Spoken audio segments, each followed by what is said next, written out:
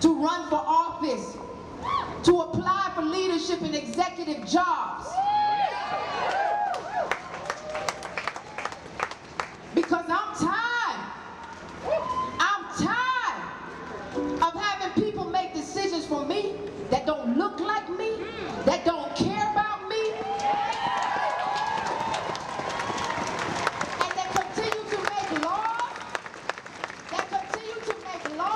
to take us beyond the civil rights movement. So for any black brother or sister that decide to run because we are the underdogs, salute them, support them. Give it up for Devin Pandy.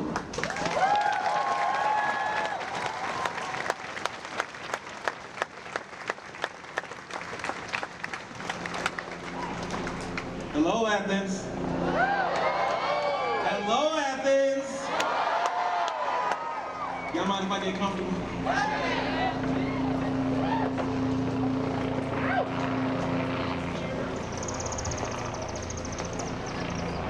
I want y'all to do something for me. I want y'all to, when I say, this is why we march, I want you to say, to keep the dream alive. When I say, this is why we march, keep the dream alive. This is why we march, Keep the dream alive. this is why we march, Keep the dream alive. until the philosophy that holds one race superior and another inferior everywhere is war. Until there are no longer first-class and second-class citizens of any nation.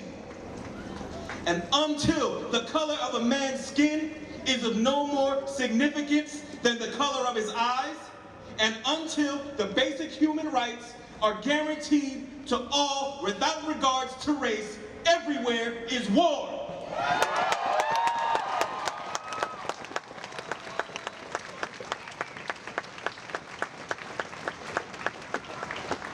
And until that day, the dream of lasting peace, world citizenship, rule of international morality will be but a fleeting illusion, to be pursued but never attained. Now everywhere is war. These are the words beautifully sung by the late, great Bob Marley.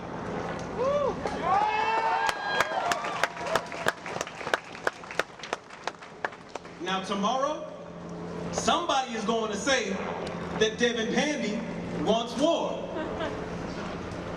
That's not what I'm saying. That is not what I'm saying at all. What I'm saying is, there has always been war. And one of the main reasons for war, historically, has been race.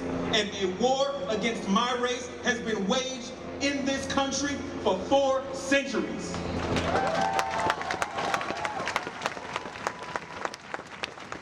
This is why we march. I'm gonna try that again. This is why we march. When you stop discriminating, we'll stop marching. When you stop stereotyping, we'll stop marching. When you stop racially profiling, neglecting, killing, lynching, when you stop warring, we will stop marching, and not one day sooner.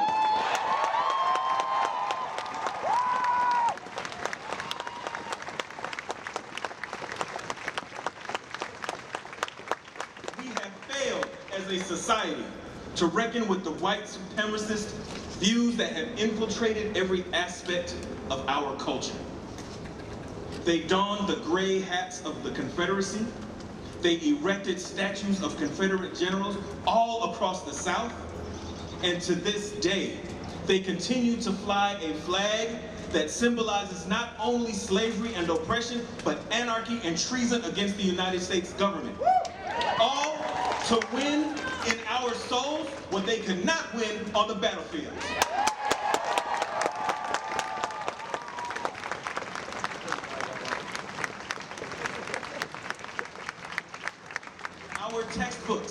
conspicuously failed to edify our children with the legacy of white supremacy in this nation, casting those who bought and sold human beings like so many trinkets as nation builders. We know who the real nation builders were. They may not receive the praise, the respect, the compensation, or any of the credit, but we know who they were, and this is why we march. This is why we march. Keep the dream alive. Sir, do me a favor. Oh, hold up your sign. His sign says, racism is a pandemic too.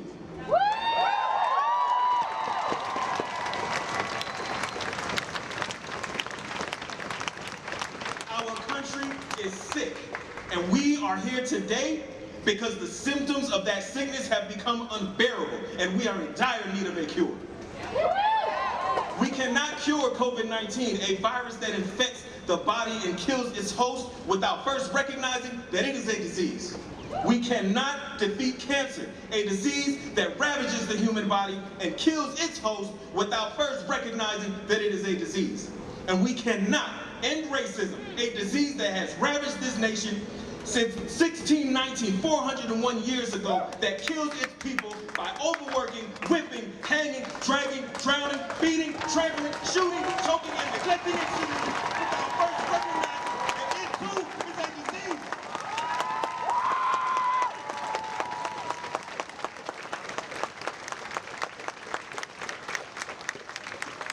Racism is a pervasive, lingering, sometimes out in the open, most of the time behind closed doors disease, and we must declare racism a public health crisis.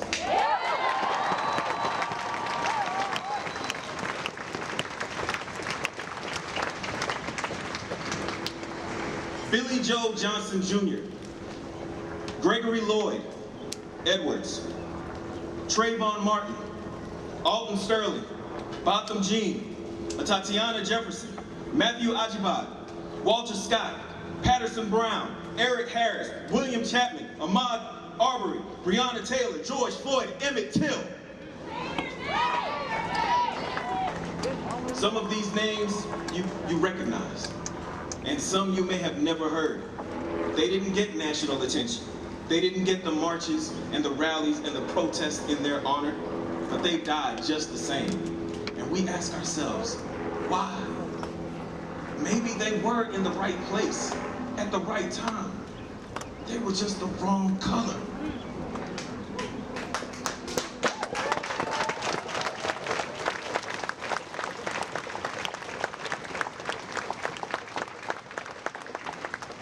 African, Native, Jewish, Latino, Asian, Arab, Alaska Native, Pacific Islander, LGBTQIA, the mentally ill, disabled persons, and last but certainly not least, our mothers, our daughters, our sisters, our queens, women.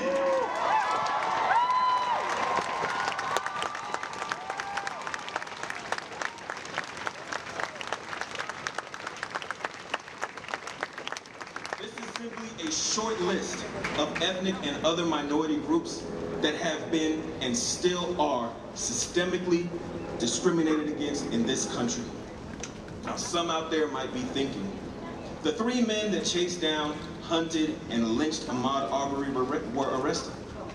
All four officers involved in George Floyd's murder were arrested. Isn't that enough?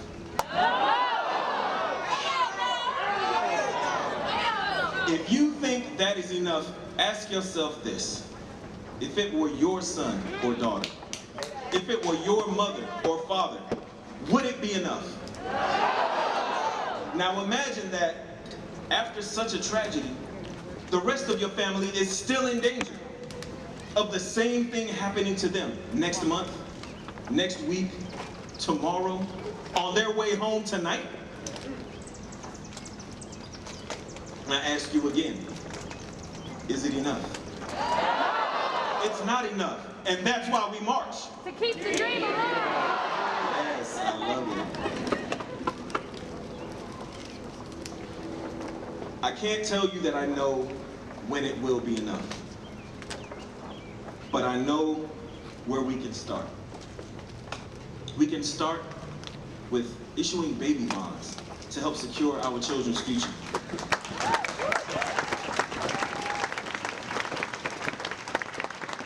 We can start with ending the three-strike law. We can start with forever breaking the school-to-prison pipeline.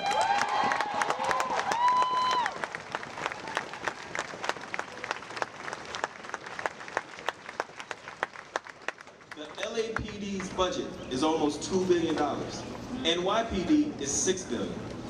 For a fraction of that, we could end homelessness and provide massive community improvements in lower-class neighborhoods.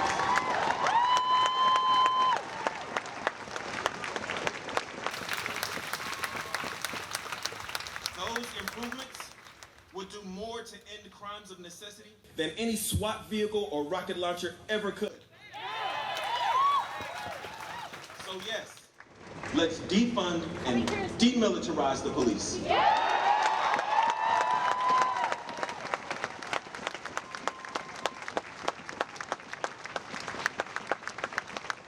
It takes a minimum of 3 years to obtain the most basic law degree. Then you have to pass the bar exam. In Georgia, on average, only 66% of those who take the bar pass the bar. That's a good thing. It tells us that only the best of the best are allowed to argue whether or not someone goes to prison. A lawyer goes to work armed with a pencil, a legal pad, and a prodigious amount of knowledge. A Georgia police officer goes to work sometimes armed with handcuffs, a taser, an asp or baton, and a firearm. Yet, they are only required to attend 11 weeks of basic law enforcement.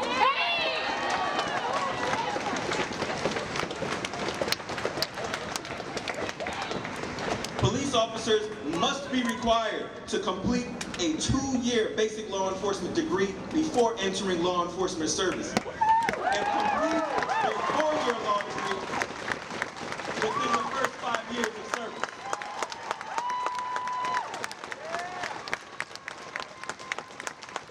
And the money spent on that SWAT vehicle I mentioned earlier could instead provide the good, faithful, law-abiding, ethical police officers who actually care about our lives, the continuing education and training they so desperately need, and we as the citizens that they swear to protect and serve, rightfully demand and constitutionally deserve.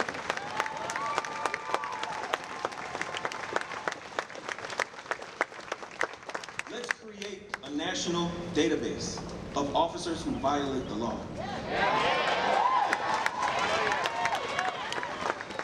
Let's document their offenses so that they don't get fired in one state just to get hired in another state and do the same damn thing. This is why we march.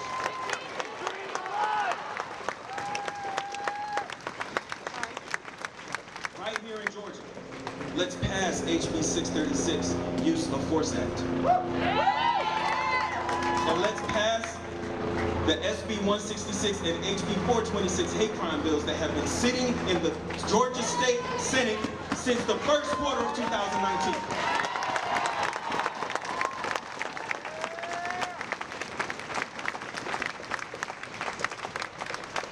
Let's repeal citizens' arrest and stand your ground. Let's outlaw chokeholds and prone restraints. And while we're at it, let's categorize by law all hate groups who engage in or incite violence as exactly what they are: domestic terrorists.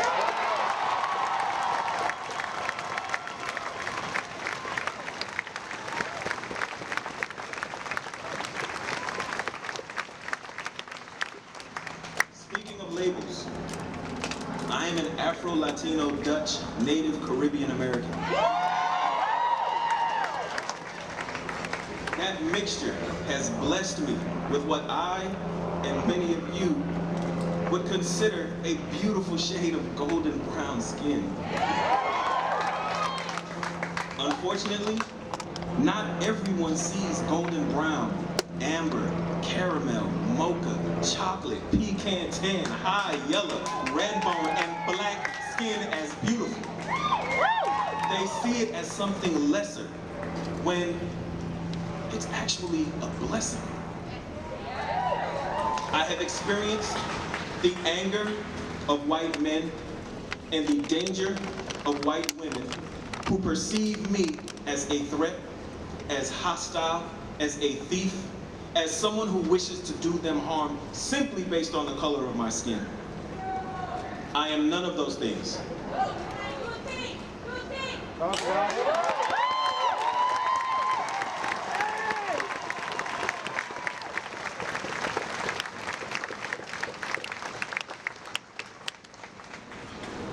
I'm going to add that to my speech right now.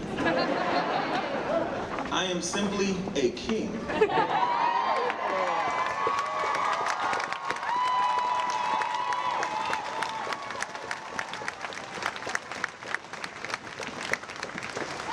I am a king who wishes to stay in love, get married, have children, see my children have my grandchildren. I am a man who loves his country. I am a man who spent 20 years defending his country. I am a man who wants to see his country evolve and finally achieve the greatness that it claims. Statistically, as many as 1 in 3 black men will be arrested and jailed at some point in their lives. I am part of that statistic, and I'm here to say that the time has come for change. The time has come for us to stand up and say, no more. This is why we march. Dr. Martin Luther King Jr. told us that he had been to the mountaintop and had seen the promised land. Prophetically, he did not live to see it with us. Neither did Moses live to get to the promised land with his people. Joshua took up the mantle after Moses died and led their people through physical and cultural conflict. Joshua took down the walls of Jericho. Not by the sword, not with overwhelming force, but by marching. I believe that we are all, black, white, red, yellow, brown, albino, Protestant, Catholic, atheist, Jewish, Christian, Muslim, agnostic, Baptist, we are all called in this time to be the Joshua to Dr. King's Moses.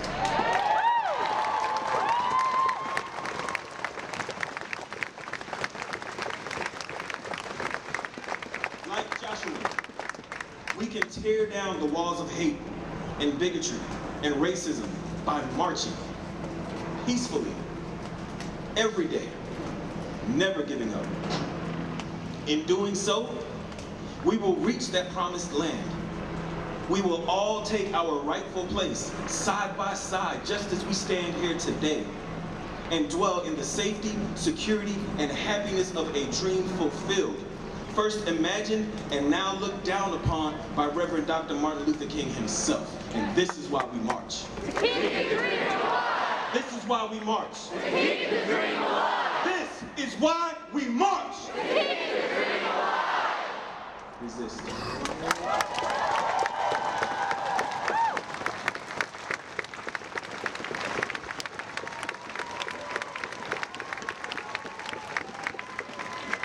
Like that usually intimidates somebody.